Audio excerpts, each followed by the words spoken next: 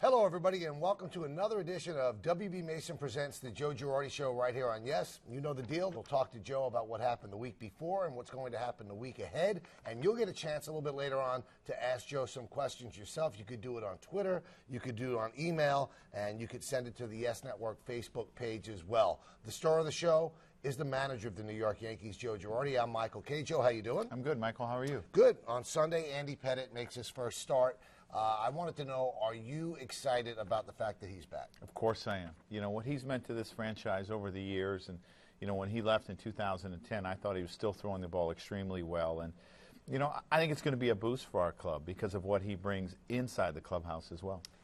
When he decided to come back sometime around spring training, it seemed like a luxury more than a necessity. Everybody's trying to figure out, well, how does 7 get into 5?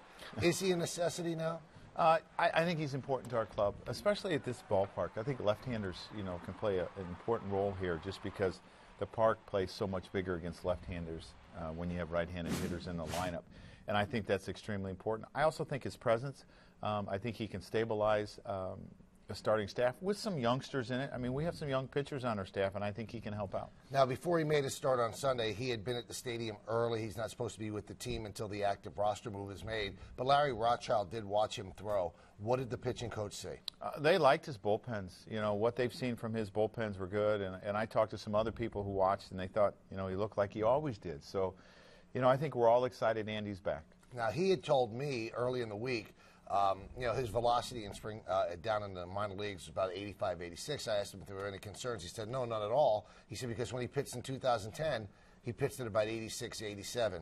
Any concerns at all about that velocity? No, I don't think so, you know, because I think you're going to see 88s and 89s. You know, and guys' velocity increases as the year goes on. It's not unusual for a guy to be a little bit down in the beginning of, you know, the year and in spring training. So I think his velocity will continue to increase. But what's going to be important is can he locate his pitches, and does his curveball still have the same depth, and does his cutter still have the same sharpness? All right, now that's one core for a guy back.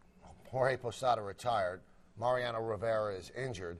And when he came back here this week, he was saying how he was sitting on the edge of the couch watching Robertson. Is it going to be difficult, you think, for him to watch these games? Oh, I think so. I think it's much more difficult watching games than being involved in them. Anytime you're in a game, I think you're much more relaxed than when you're watching one of your teammates. Someone who Mo has tutored, you know, for the last 2 or 3 years, and is probably really, you know, hoping that he does a great job in the absence of Mo, and I think that's hard. When Mo came back to the stadium at the beginning of the week after he gets back from Kansas City, he revealed to everybody that he was leaning toward playing in 2013. Had he ever tipped his hand to you? I never asked. And I thought, you know, in my mind, when Mo said he was going to make an announcement at the end of the year what he was going to do, I really believe if Mo was 100% sure that he was going to retire, he would have announced it, you know, said this is going to be my last year. So I thought, you know, I think he wants to see how he's going to do this year, and does he want to continue to play? So I'm not surprised that he's coming back. Now, we're talking about two guys, Andy Pettitte and Mariano Rivera, great family men, both very religious guys, and they can't let it go. Do you understand it? Absolutely. I mean, this is what they love to do. This is their job.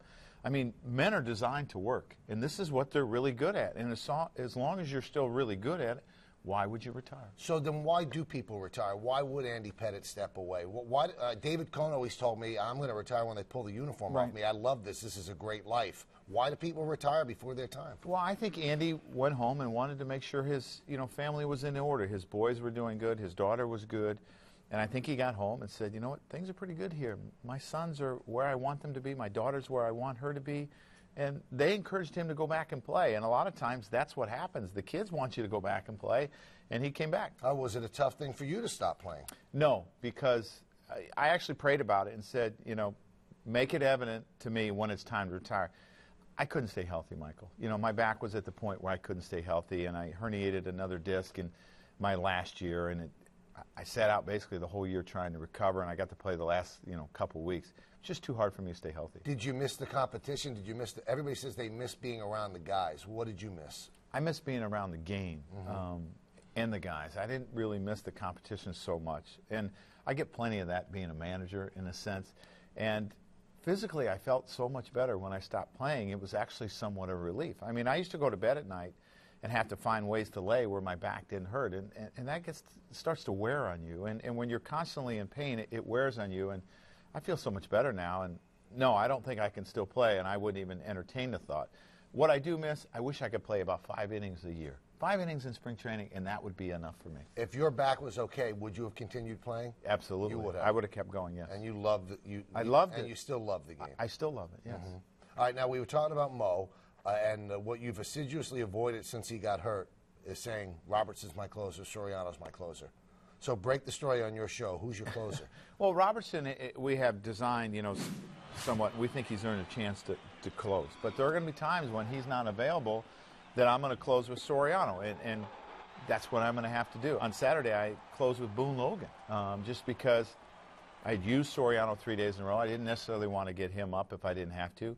I'd used Robbie 3 out of 4 days, and if I didn't have to use him, I didn't want to use him. So I closed with Boone. So, I'm going to have to mix and match a little bit more, but, Robertson and Soriano are going to do most of it. Let me play devil's advocate, because it seems like that's what you do. That's right. Robertson seems like he's going to be the closer when he can close. When you guys got Soriano, it was insurance in case Mo got hurt. He makes a lot of money. He's closed before. He saved 45 games in the American League East 2 years ago. Now, Robertson might have better stuff, might be the better pitcher, but the other guy, he can do it. Why didn't you say, okay, Soriano's a closer, and Robertson's so good in the 8th inning, I'm going to keep him there? Because I think Robbie's earned the shot to do that. And he's a strikeout guy and has tremendous stuff, and we want to see if he can go to the next level. All right. Now, on Saturday, and we'll talk about Phil Hughes a little bit later on, a nice part of the beginning of the game, Yogi Berra rides around the ballpark, 87th birthday. What does it mean to you to have him around? Love it. We can't see enough of Yogi, and it just really brightens everyone's spirits when he comes around. And to see him on his birthday and to have him back at the park, we hadn't seen him in a little while. I think it was special for all. All right, so Yogi Berra turns 87. The season's starting to roll into, the part where you really start to get interested. Yankees playing good baseball. Rotation questions, they seem to be over as some guys pitch well. We'll talk about all that, CC and Phil Hughes as well, as we continue right here on WB Mason Presents the Joe Girardi Show on Yes.